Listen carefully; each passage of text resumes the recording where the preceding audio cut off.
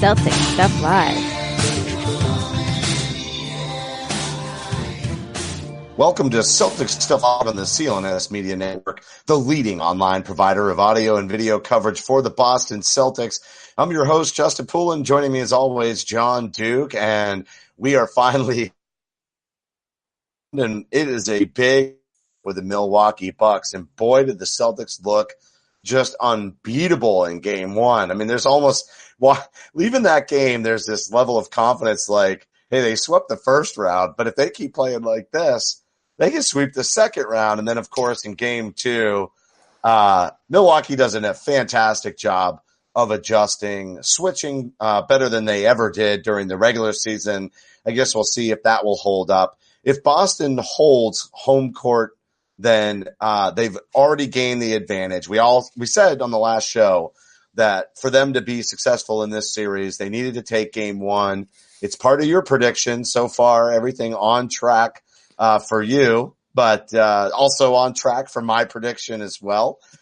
You predicted that they lose one of these games at home, actually, and so I guess we'll see about that. Although, no, I guess my prediction is off. I don't think I predicted them to win one on the road till game 7. That's actually correct. I wanted to win one, but I think I did predict. So, all right, my prediction's washed. Yours is still in play. I hope you're wrong. And here we go, because a tale of two games and a third quarter that really just pounded the Celtics right out of it.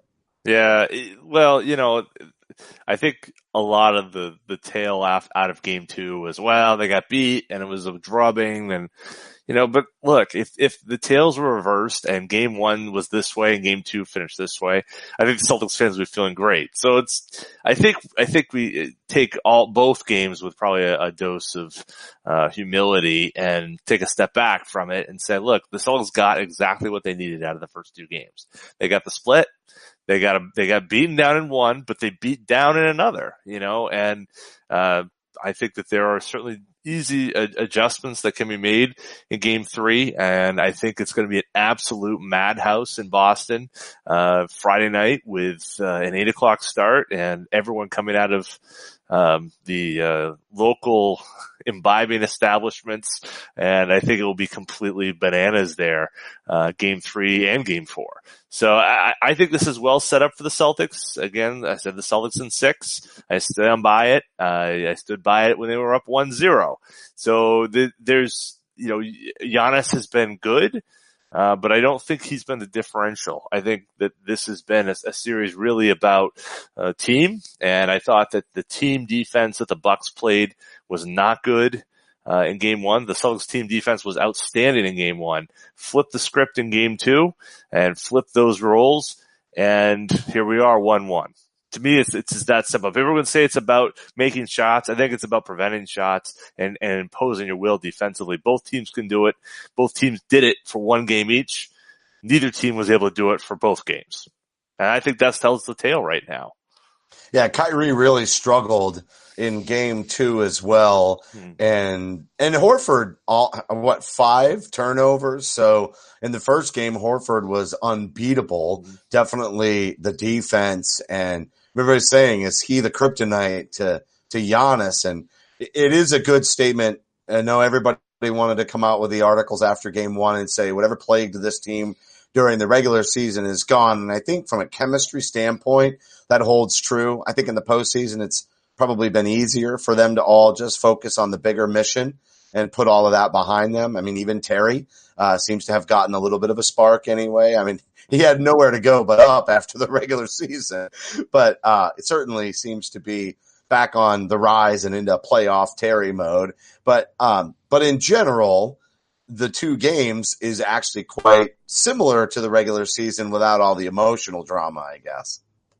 Yeah, I think both. I don't think we heard anything in the post game, too high, too low.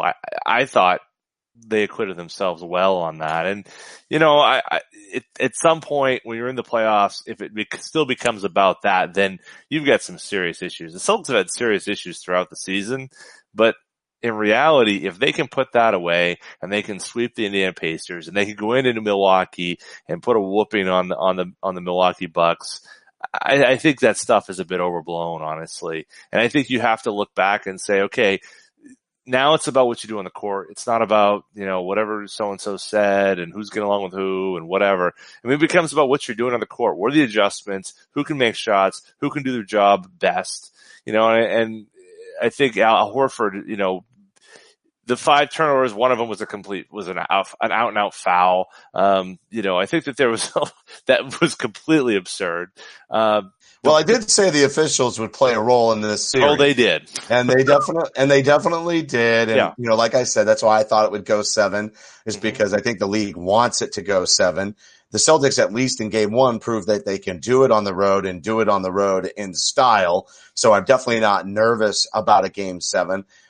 You mentioned just the fact that coming into Boston is going to be a big momentum swing. And if they win game 6, and they're riding a high into game 7, if this does go 7, and they already know in their hearts that they can do it again, I actually don't feel too intimidated about having to win the series on the road in a one game winner takes it all kind of scenario at all. And I also think that the way that the postseason is set up, and we talked about this heading in as well, that during the regular season, you just don't have the same amount of time to game plan. And so when you're talking about establishing roles and rotations, well, when Brad sits this team down, especially from one game to the next, it's also easier to keep all of these players in their role because they have very specific matchups and a very specific strategy.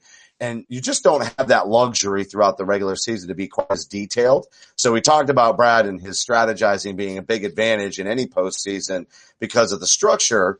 But I also think that it helps with that chemistry because things are just much more defined. And so it's easier for people to settle into that. Well, and in the playoff, in the post-game press conference, Kyrie was like, I know exactly what I'm ready to do. I think Kyrie was ready to play game 3 like then and there. I think the adjustments are readily apparent. Now, you may say, some of it's performance, right? Some of it is, and Kyrie, I think rightfully said, it's just struggling to make the right reads. But I also think that defensively, Milwaukee did some things that they hadn't seen them do. And so could they have adjusted quicker? Probably. But I think they felt like maybe in the first half that they were handling that okay.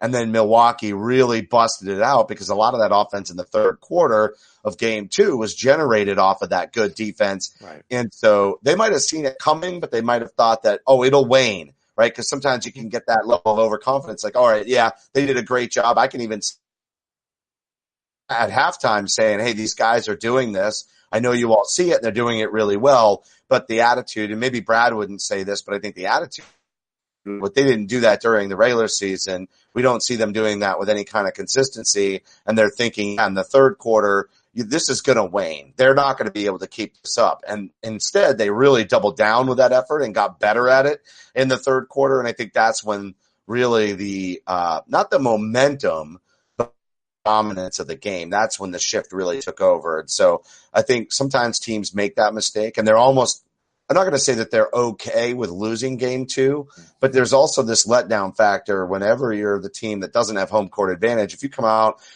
and in the words of our favorite KG, if you punch the bully in the mouth in game 1, we see these letdown games from teams all the time. And so on some level, it's also predictable, especially when you're playing a high caliber team that, led the entire NBA in wins this season. So not a surprise, not a great concern. And I'm glad that the team is handling it with a level head, but I really do hope that they take it to heart. They take it personal and they come out and really, really play aggressive in games 3 and 4 at home in front of the home crowd. Yeah, I think that's right. And to your earlier point, in terms of, I think that they did think it was going to wane. They did think, it was going to, tamper down. You come out, you get blown out in the last game. You're expecting a big push from the Bucks in minute 1, 2, 3. You're ready for that to come at you. And they pushed back. They did a pretty good job, even though the shots weren't really falling in the first half. I think they did a pretty good job of weathering the storm.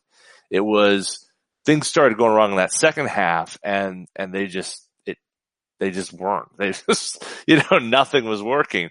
But I want to also go back to something else you said earlier about the officials. And I'm going to kind of go down your side of the street on this one. Look, I understand.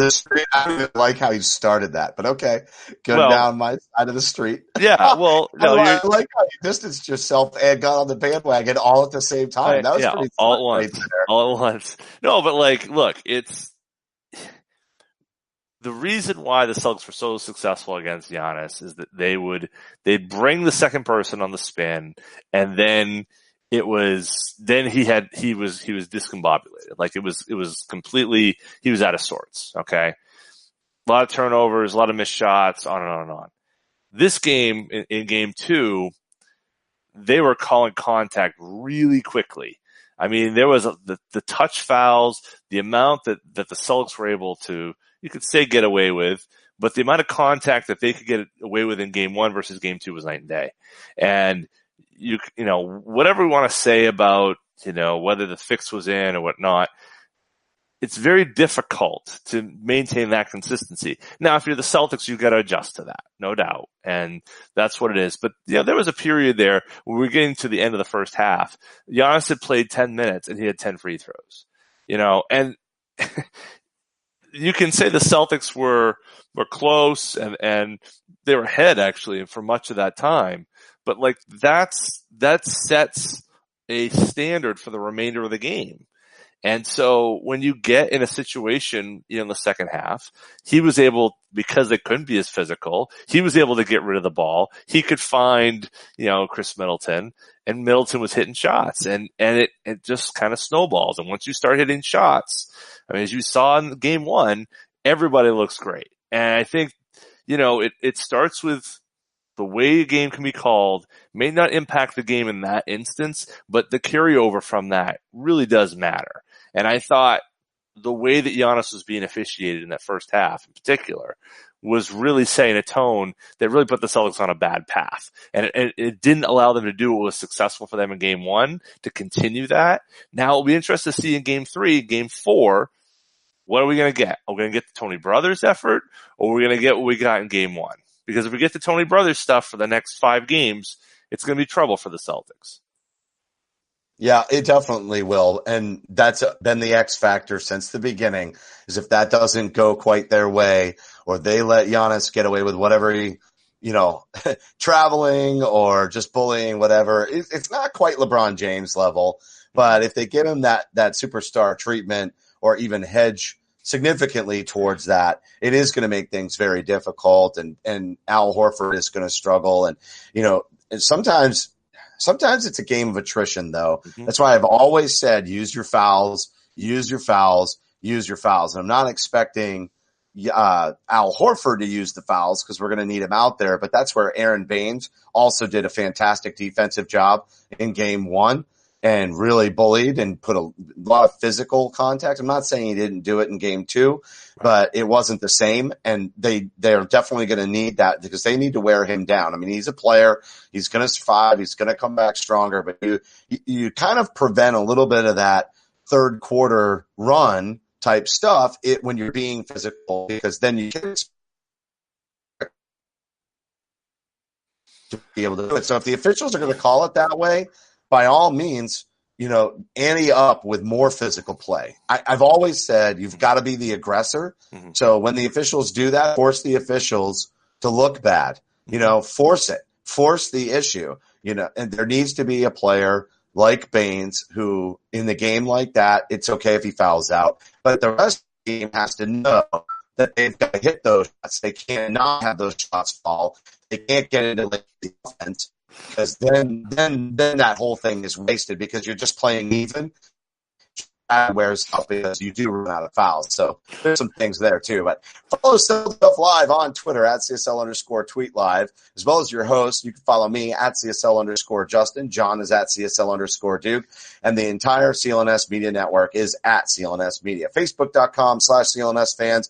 And download the CLNS Media app for iOS and Android. Simply search CLNS Media in your app marketplace, and the playoffs are humming along. So the YouTube channel is full of content. YouTube.com/CLNS Media, high definition, full length locker room interviews, the Garden Report, the roundtable, the Celtics stuff live. And John, I heard you kind of snickering as I was finishing up my point there and going into the ad read. So I know you have something to say. You want to leap off of that. Well, no, partly you were starting to sound like a robot because it was because the YouTube was going a little funny on us as we're recording. But no, I actually agree with everything you were saying there. The one thing I would want to see is I want to see Kyrie Irving get some of these calls. He's a superstar. He's not Giannis. He's not going to be the MVP of the league. That's okay. But I want to see Kyrie Irving get a little bit of respect. I mean, how many times, how many free throws, how many times can that guy go to the rack and not get a call? It kind of is crazy to me. And, and I'm not saying he's driving with the consistency of Giannis Antetokounmpo. I'm not saying that at all. But for him to walk out of a game like that and not get a single free throw is absurd. I'm sorry. I mean, there's just no way that you don't, the number of times he did go to the basket, and it wasn't, again, like I said, 5 times, 6 times, I don't know, but not one free throw? That's crazy. That doesn't make any sense. And I understand that Milwaukee's defense is trying to prevent drives to the basket. They're trying to set up a wall, trying to do all that. I get all that. But there are numerous opportunities where he did go to the basket and did get hit, and he got nothing. Squadoosh. And if he's not going to get those respect, if he's not getting that respect, oh my God, that's like the absurd. title of a Friends episode, the one where John used the word squadoosh.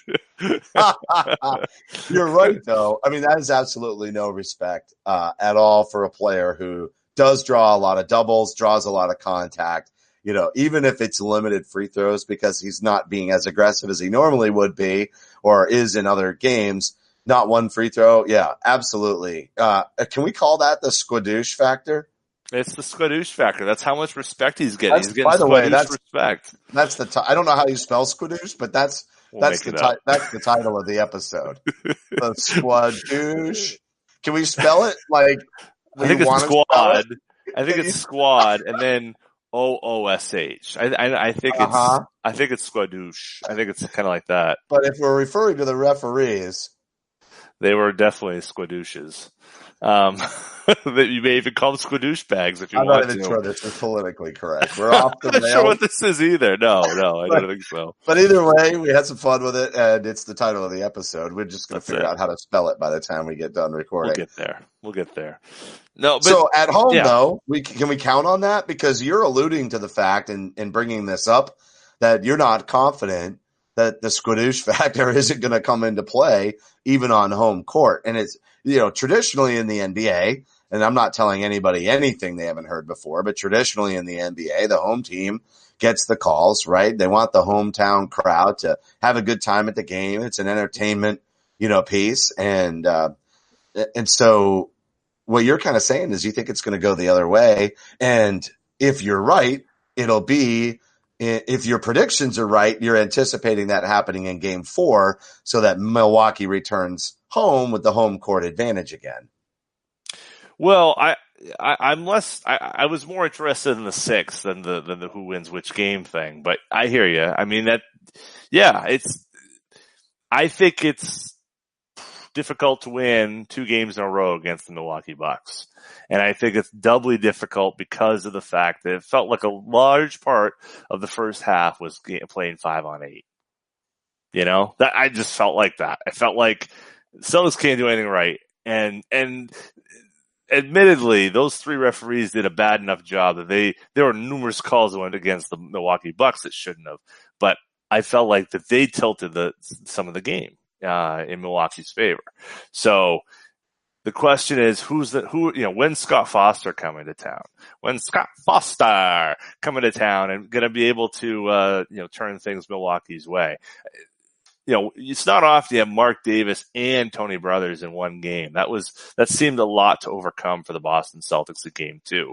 So, we had to get through Ed Malloy in game 1. Now we got those 2 jokers. I mean, what are we going to end up with? Probably Mike Callahan in game 3. I mean, I don't know what we're going to end up with, but it's Giannis is his ability is one thing, but the amount of respect he puts him on another level. And that's what makes it we always say that. We always see that, and we know Yeah. the league wants him to be a star, and so But that's something every team is going to have to learn to live with that. But they got to put Kyrie at least not on like 80% of that. I'm okay with 80%. Yep. I understand the star system in the NBA, but 0 free throws is hold on. crazy. You got to table that. That's what we'll talk about when we come out of the break, and then obviously we got to talk about Hondo as well, and then preview a little bit more in depth games 3 and 4 on Friday and Monday. But the postseason is underway in the NBA, and the Celtics are squaring off against the Milwaukee Bucks. The series is tied 1-1 in the second round. Is your confidence high for the Celtics to take this series? Are you willing to place a wager? Don't know where to start? There's only one place to get in on all of this action. Grab the odds and allow the experts at betonline.ag to do the heavy lifting for you. Sports, live betting, virtual casino, you name it. BetOnline.ag is CLNS Media's preferred sportsbook online. If you're feeling lucky and you'd like to support our podcast, go to clnsmedia.com/CSL and use promo code CLNS50 for that 50% sign-up bonus. Did you hear that? 50% sign-up bonus. Just go to betonline.ag and use code CLNS50 or take a shortcut, clnsmedia.com/CSL. BetOnline.ag, your online sportsbook experts. All right, so how does Kyrie force that issue? I mean, sometimes when he's forcing the issue like that, everybody else gets lost on offense. So the way that they do that has to be strategic too. They can't just say, Kyrie, go out there and keep hammering until you get the respect of the refs, right? And still take an open shot over a contested shot every day of the week, right? So, and the more he does that, the easier it is going to be for Milwaukee to just keep focusing those doubles on him because they're not going to make him pay. So there has to be a smooth way of doing it. And, you know, the other, I think, criticism of the Celtics, and I love Keith Smith's write-ups on Celtics blog after the games. He just does such an amazing job with the video and et cetera. But, you know, one of the things that he said was they just weren't punishing Milwaukee when they had a mismatch. They weren't finding the mismatch. And I know that's probably part of what Kyrie means about making the right read, but it's not entirely. He's really more talking about the switches and the defense. And yes, that does result in the mismatch when they make the switch, but the read is setting up, attacking the switch. So how do you get Kyrie in a mismatch where he draws contact so it's favorable for an and one? Because I really feel like that's the best way to do it. But they're always throwing in a double. So how do you free him up other than ball movement? Yeah, I think one thing that we saw that worked really well in game one was ball movement. It really, if you're going to send a double, you know, if you're going to send a double the way of Kyrie Irving, which is what they were doing a lot, then, or at least very near a double team, the only way to beat that is pass around it. I mean, that was one of your biggest frustration points when we talked about in the last show was, you know, his desire to kind of shoot over it and shoot through situations and kind of take the tough shot. You know, I think that there are ways high pick and roll that they can use to free him up, but you know, he was never comfortable in game two. It felt like he'd never really got in a groove. And, you know, I think that was purposeful on Milwaukee's part, no doubt, but I think that they need to force the other guys to beat them. I mean, Hayward really didn't do that. I think Tatum has been not great offensively. You read my mind. That's where I was going to go. That's what they need. So I'm they setting need those that guys. up, right? Well, but Tatum specifically has been struggling offensively. And I think that's the punisher. I mean, for everything that he was in round one, it's not showing up in round two. And I think if you talk, especially because he was so aggressive at going to the rim. And so if they can, you know, draw the double, swing the ball, and that sets Tatum's athleticism up, or even Brown's, but I still feel like Brown's willing to attack the basket and be aggressive and willing to do it in the right spots. I think he's playing very smart right now, but that doesn't always lead to opportunities for Jalen. But for Tatum, it's almost like if he takes those opportunities, he finds a way of turning it into something, even if it's a rough start. You know, he kind of will start to get cooking. And I know that's a lot of what I just not really criticize, but it's one of my concerns with Kyrie if he is going to shoot through. But I almost feel like Tatum's got to do that. We've got to give him a little bit of time. And again, strategically coming out, swinging the ball out of the double to start attacking, because if he has that aggressive style of play and he is going to the hole the way he did in round one, I think that could open things up for Kyrie, and he could even pass back out of it and find Kyrie in a one-on-one situation if he can draw the attention that's necessary. And then maybe Kyrie is getting the benefit of the doubt because they're not saying Kyrie. Because here's the thing with the foul calls. When you attack a double team, the refs are thinking that's not smart basketball. And so they don't always give you the call, even if there is contact on the double, right? Because the way they look at it is if you're trying to force your way through a double team, you're not playing smart basketball and you're not going to get the benefit of the doubt. No, I think that's absolutely true.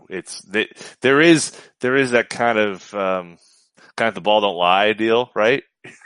I think it's kind of what you're talking about, right? Isn't it? I mean, it's to say, there's this kind of, I don't know. There's a right play and it always seems to reward you. Ball movement always seems to reward the team that's making the passes. The ball seems to go in when you move the ball. That sort of thing.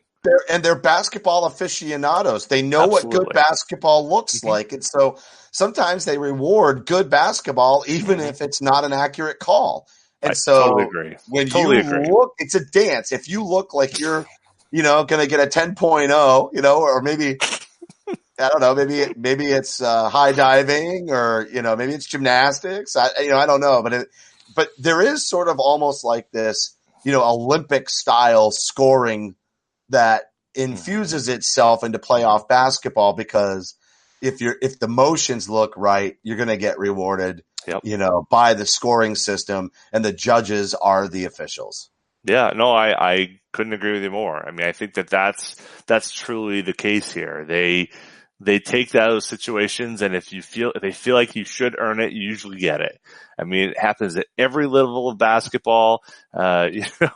Teams I coach and youth levels all the way up through. It seems like when the teams that make the right calls get the right calls, from the officials. I think the Celtics have, a big light has been shown on, Jason Tatum of late. And I think in part that's somewhat unfair. I thought his defense was really good in game one. I thought his rebounding was pretty good in game one. He's had good offensive games in the Pacers series. I mean, I think it's a bit unfair to say, well, he's the reason and he's awful. And I think it's a a little overblown, but he's got to be better in game three. I know you're not. I know you're not, but others are. I know, but even then, that's not the case. It's not he's the problem and he's awful, but he's the solution in my mind. Yeah, I think what I mean? I think Hayward could do a little bit more, and I think we could put a little bit on everybody, but if Tatum did more, it totally changes the complexion of the game. He could be an absolute key. And I think, I thought in game one, he played the wrong way. In game two, he played even more the wrong way. But we've seen him, particularly in that Pacers series, play free, take the right shots, take the threes when they're open, sidestep rather than step in. When you do step in, go all the way to the rack. Look, Milwaukee is doing what it can to take away drives to the basket. So for a team that doesn't already like to drive to the basket, Milwaukee is really doing their job, and they're saying, no, we really don't want you. Wow. But I don't know what the hell that was, but I figured out how you spell Squadoosh. Oh, okay. There you go. Good. I couldn't see You're it. Right. So It's an actual word. Squadoosh. Unaccountable. That was just a guess. Zilch. So Zilch. I didn't even realize that you were grammatically correct with Squadoosh, but I felt like as we were talking about Tatum's contribution that, the Squadoosh theme fit right in there. I thought you might want to know that you had the spelling correct. That was, wow. Okay. I'm taking you off the rails because, the clock is ticking. Taking you off the rails. Taking you off the rails because I want to make sure we have time to talk about Hondo. Yes. And we have to talk about Hondo, and then we're going to preview games 3 and 4 Friday, Monday. We'll probably come back after game 4 for our next episode, and then probably after game 6 as we lead into game 7, and then do a wrap after There won't be a game game 7. There won't be a game 7. Okay. No. Well, all right. I still think it's Game 7, but I want to make sure that we take a little bit of time, to give a man, and he wore my favorite number, right? If there's a player that was, after my heart, it's number 17. And, interestingly, so many good older clips, from Sean Grandy to everybody else. And actually, I also want to squeeze in the article on Mike Gorman if we have time. But but Hondo, it's just amazing what he accomplished over his career. And I did watch his last game, the clip that was on Twitter. Boy, that was just amazing. Like, it took them, I want to say almost like 20 minutes to even be able to start the game. Might have been longer because the coverage was actually cutting out little blips of time during that stretch. But and it just shows you how much he was loved when he was playing too. Like, sometimes it's that thing when a player is gone and, you forget about them, but then when they pass away, everybody's like, oh, this guy was amazing, et cetera. But fan bases don't always realize greatness. Right. And, you hear so much about the Celtics fan base today. And we know that the Celtics were, in Hondo's era, one of the best teams in professional sports ever. And he was a big part of that. But to know that the fan base was just as packed into the Boston Garden as it is today in a playoff game for Hondo's last game, and to treat him the way that, this sort of Danny Ainge and Pagliuca and Grousbeck crew has tried to treat players, that have left the team, to know that is really, that's before Ainge's time. This is a true culture, that respect and appreciation for great basketball. And I also really enjoyed Tommy Heinsohn's comments about Hondo and, how they were roomies the first year. And, Tommy's kind of, I love the way he kind of just tempered that and said, he's a good old Midwestern boy, and he's saying that. He's saying nothing like me, I love how he foils that. But, he's a gregarious guy. He played alongside him, then he coached him, and, everybody just loved this man. And I think, I didn't know him personally, and I don't know much, but I know based on, no, I mean, like, but all the people who had an actual relationship with him, it's very clear that he's one of the higher character, higher class guys. And the fact that he didn't even play the sport until he pretty much got drafted is like bananas to me. And, you can say, well, that's because it was in the old days and they didn't make a lot of money and yada, yada, yada. And it would be amazing to have a story like that today, and we won't, most likely. But I don't think you can use any of that argument to take off the fact that, he basically learned basketball in the pros and had an impact right away. Well, yeah. And I want to echo what you said. I'm going to go first to the person, because I think that's really important, what you said, because what struck me is that everyone calls him John. Okay. No one calls him Hondo. No one calls him Havlicek. When you hear about what Jerry West says about him, when you hear what Tommy talks about him, it's John. And to me, that just says that's about a relationship with a guy, a man, a person. It's not the player. It's not the star, not the athlete. It's John, the person. And I think, everyone they call him John. Right? Everyone calls him John. And to me, that's just a very kind of interesting thing. It's almost like if he were Dr. Havlicek, he would be like, you can just call me John. Exactly. Yeah. Yeah. Like, that's the person. Like, he wanted a relationship with the people. Shouts out to Adam Kaufman and Celtics Beat, did a great job. They brought Max on. They brought, Cedric Maxwell was on there. They had Mike Gorman was on there this week, and Bob Ryan. And they talked about Havlicek and talked about who he was, and all just said first class person, and, of course, Mike watched him as a fan growing up and all that, but then getting to know him in the later years, golf tournaments and things like that. And it always felt like there's a connection there. It's not like today where there's a gap there between the media and the athletes, or even the fans sometimes and the athletes. This was a guy who was a genuine guy who if you talk to, and he met you the first time, he was creating a connection with you. It wasn't, oh, hey, how's it going? Next. He's still from a different era, born 1940. He's born before World War II, and I think that there's definitely there's something to that, something about that, and where he grew up in Ohio, Midwestern values. I think he just was a great man. Now, if you want to turn the page, let's talk about John Havlicek, the basketball player. A guy who played multiple positions at a time when you did not do that, right? We weren't that far away. We were a generation or so away from the idea of guards only defend and forwards only score. We were at that point in time. Like, we're not that far from that. Now we're in a switchable, whatever, but like 45, 50 years ago, to have someone who is versatile and do multiple things, unheard of. John Havlicek was really the first among those. Yeah, Marcus Smart before Marcus Smart. I mean, he's a little bit taller, right? Well, yeah, right. But 6'5", a little bit more of a scorer, I guess. Obviously. Certainly, right. All-time leading scorer, obviously, in Celtics history, which says coming a off lot. The bench. How much coming off the bench? Right. The greatest, you could argue, the greatest six man in NBA history, right there. I think that one's a no-brainer. I mean, you just right. That one's easy. I mean, but he, I think a willing role player who played more than a role. Absolutely, and got better. Couldn't really shoot that well when he first came into the league, and to the point where in the 70s he was the man.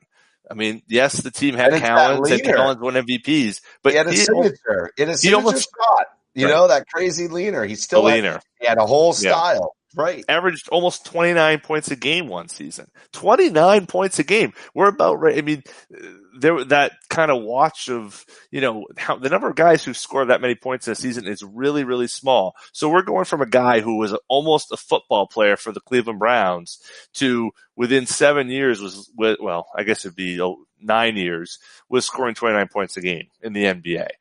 Admittedly, it's a different time, and I agree with you. Anytime you get into these history things, people start saying, "Oh, well, if they put him in today's game, blah blah." Look, I don't want to hear that. I want to hear about what the people did against the people they were playing. That's the only way you can adequately do that, and how much better were they than everyone else. And those who were there at the time, and Bob Bryant is as good a person who can weigh this as he was the best player in the NBA, best player. Okay, better than Wilt, better than Russ. Better than Kareem. In that period from late 60s to mid 70s, John Havlicek, not Dr. J, not David Thompson, not any of those guys, John Havlicek, Hondo, was the best player in the NBA. And I think it's just unfortunate the timing is such where he's in this lost period of NBA history where it just doesn't have the glitz and the glamour, and he's never going to get the due that he deserves. But Celtics fans appreciated it clearly from that game. As you said, I watched it. I did the same thing as you did. I watched the whole game, and first of all, it's wild to watch the 1978 Boston Celtics.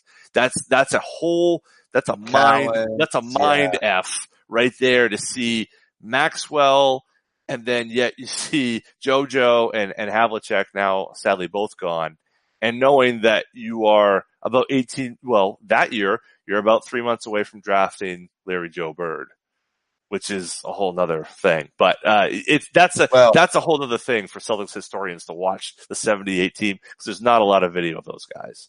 Yeah. Well, we will, we'll have more of these types of shows because some of the greats getting up there, right? Oh, so it's really sad to think, but these players that have been around this club for so long, and really in many cases mentoring. I'm going to end the Hondo conversation on this, but when they won banner number 17 and he was holding that trophy and the champagne was flying, and even, or was that right before they went to the finals? Yeah, or was when they got in the finals, he gave them the right. It was right as they were heading in. Yeah, it was the Eastern Conference. That's right. I knew I had that wrong, but that image and the number 17 and the way that they were buying into my whole spoof.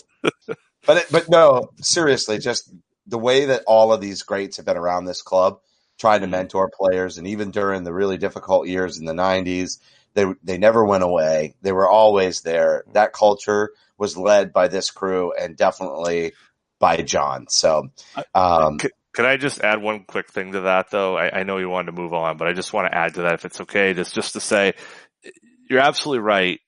The time we have left for these guys is short. You know, we got Tommy, we got Kuz, we got Russ, we got Sam Jones. Casey right now seems to be, he's in, dealing with dementia. You know, the time we have with these guys is short, so we need to appreciate them for what they are, what they've done for this franchise. And, you know, we used to see these guys around a lot more. And, you know, we stopped seeing Hondo around as much. And a couple times a year, you'd see him stop by. And it was great to see Kuz with the book tour and talking about what his relationship with Russ, because, you know, hey, he's still out there. He's doing things. You know, we got to appreciate that, because it's not going to be long. And unfortunately, we're going to be without those guys. And to pivot from that, you know, the article today that came out, Adam Himmelsbach wrote a great long form article on Mike Gorman. And, I mean, this is Gorman stuff live as any. Yeah. Well, that's where I was headed. And, you know, we're basically out of time, but to your point about Gorman, a lot of the things in that article were things that we've talked about with him, you know, 13 years ago or whatever, we're 19. So yeah, 13 years ago, we talked a lot, you know, the Maine connection and how he was stationed in Brunswick, but, definitely never heard the story that he doesn't really want to talk about very much before. We definitely, never had that conversation with Mike. We definitely heard the stories on Celtics Stuff Live about how he would go to the Garden and knock on the door, and he'd run back down the fire escape if it was a security guard, but if it was somebody else, he'd sneak in. You know, a lot of the stories that are in there, but as yours, I think your point, and it's not one that needs to be labored, but don't take Mike Gorman for granted. And I'm glad he's going to be around for several more years. I mean, they noted that he's got another year on his contract, 2 more years on the contract, and NBCSN can pick up the third year. And, you know, and I think Mike's got a lot left in the tank. He's a real sharp guy, real smooth. You can tell he takes care of himself. And, you know, even when the fact that the one thing I didn't know is about the Xbox. I thought that was really cool. You know, just he's got this kind of, you know, hip way of staying young. But don't let his ability to stay young fool you, you know, that you're really appreciating a legend right now and Adam underplayed this. He made the point, but he underplayed that how smoothly Mike can move when his sidekick changes, you know, and it's Scalabrine and it's Ben Draper and it's, you know, there's been all kinds of that. And it's almost like you just don't skip a beat because he's just such an amazing pro. And so don't take Mike for granted and appreciate this time, because I honestly just don't know what it's going to be like without hearing his voice. When we watch these games on TV, it's been hard enough with NBA League Pass when I can't hear him.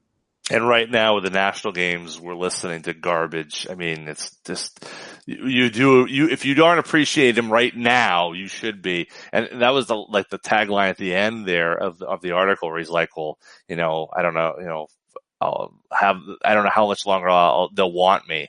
Mike, we want you. Stay. Don't go anywhere. I want Mike Gorman to be the voice of his signature forever. And signature humility. Absolutely. Humility. No doubt about it. But Mike, hit me on FIFA. I'm ready to go. I'll take you down, man. Let's go. I'll give you my gamer tag. Email me, Mike. He would appreciate that. I'm sure he would. He'd probably like to play. Yeah. All right, everybody. That's going to do it for this week's show. The broadcast will be available on demand on the CLNS Media mobile app. And don't forget to follow us on Twitter at CSL_Justin and at CSL_Duke. A heartfelt thank you to everybody for tuning in. And remember that you can help support the show by subscribing to Celtics Stuff Live on iTunes and Stitcher. We'd love it if you gave us a rating and a review, because your feedback is important to the show. And for staff writer Samuel Elias, executive producer Larry H. Russell, the founder of CLNS Media, Nick Gelso, and my co-host John Duke, I'm Justin Poulin. Thank you for listening to this week's edition of Celtics Stuff Live. Celtics Stuff Live.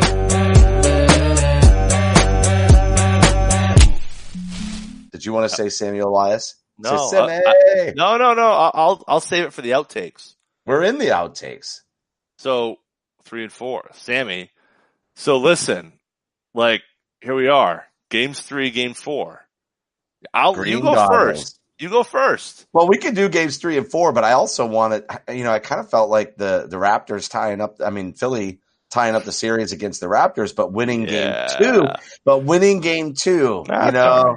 Then they got to win 2 more in Philly. But our whole we're going to check in with our master plan, right? So my prediction for this second round series is a little off, but our prediction for the postseason was we can beat Milwaukee and we need to dodge Toronto. If we can. Philly takes game 2. Do you feel like they can win 3 in a row, or do you think they're going to have to win another one on the road? All right. Yeah. But I'm not I don't worry about that. I don't think they can, but I'm not going to worry about that. I'm willing to take that one game at a time. Yep. I just if the longer they push that out, if they can get it up to 6 or 7, I'm happy. Because honestly, I think I think Toronto is a lot better than Philly. I have no respect for Philadelphia. Yeah, Zero. I know. All right, so we have games 3 and 4. So you're going to take it one game at a time, and you're not so sure that I don't think there's any way Philly can win 3 in a row against Toronto for everything that you just said. So I think there's still a split, and they're definitely a game 7 on the road if they win. But I'd like to see them win 3 in a row, because if they do, then we're in great shape. The Celtics, on the other hand, don't have to win 3 in a row. I think they take both at home. I really do. I think they take both at home. I don't even think you think twice about it. But that means if I think that they're going to take those 2, that's 3 wins. So for this to go 7, as I predicted, they're going to have to lose game 6. So odds are in your favor, buddy. Odds are in your favor. I think they take 2 in Boston, and then maybe they do get it at home, game 6, in front of just a jam-packed electric crowd that's been waiting so many long months for something to actually get excited about and enjoy. And as much as the round 1 sweep was encouraging, being able to take Milwaukee in 6 would be the turn that gains everybody's confidence that, wait a second, they really could take this into the finals and walk away with the trophy this year. I mean, that it's possible. Well, the 2010 parallels too just go nuts, because let's remember, so the Celtics, again, crappy regular season, they play the number 1 ranked Cleveland Cavaliers in that round 2 series. Nobody gave them a chance. Celtics didn't deserve to be on the floor with LeBron James, and they swept them out. They pushed LeBron out the door, and the rest is history. That the parallels are crazy with 2010 and 2019. And I know you're willing to go with 6 games because you'd rather just see it move on. I think I go with 6 games because if they win 2 at home, they've just got such a commanding lead. I mean, they'll have a 3-1 lead. No, what I'm saying is you're more excited about winning than about whether it's 6 being or 7. Right. That's what I'm more saying. Excited. Yeah, 100%. Yeah. More excited. Yeah. I'm just miss winning, dude. Like, this team is supposed to be winning all season long. I've been starved. I'm the voice of the fan right now. Like, come on. Let's just see some dominance, right? I want to see foot on the gas. Blah, blah, blah, blah, blah, blah, blah. Like, that's what I want to see. I get it. We all wanted that. We wanted that right out of the gate, and they came out of the line like they couldn't even. They were trying to start the car at 5th gear, off the line. It's not working. Right? Yeah, absolutely. I think you're right. I think they win both games back at home. They win 3 and 4. They lose 5. They win 6. Boop, done. Bring on Toronto. That's what I think is going to happen. I think Kyrie is going to go supernova in the next 2 games. I think game 4. It's actually really encouraging that he had a crappy game 2. Absolutely. I think he's going to go encouraging. I think they're going to win by 10 in game 3, and I think game 4 is going to be the game that's going to be the pivotal game in this series. Because I think game 4 is going to be the one. Yeah, that's when Milwaukee either fights back to push it to 7, or they've basically rolled over. They have to understand how critical game 4 is. Totally. That's exactly right. If they don't get that game, it's over. So that's going to be a slugfest. But your prediction was that they do lose that game, right? And then Yep. they take 5 on 5 the road and 6. and 6 at home. So that's pretty crazy, dude. Yeah. I hope that But I think doesn't it's happen. more likely they win 3 and 4 than they win 5. I think they lose 5 up there and then They're come going back to home. win 2 in a row. It's the next 2. Yep, I think so. And I think the way that game 2 lined up really sets it up well for 3-4. That's a win. Go Celtics. And they're going to make it happen. Boom. Mic drop.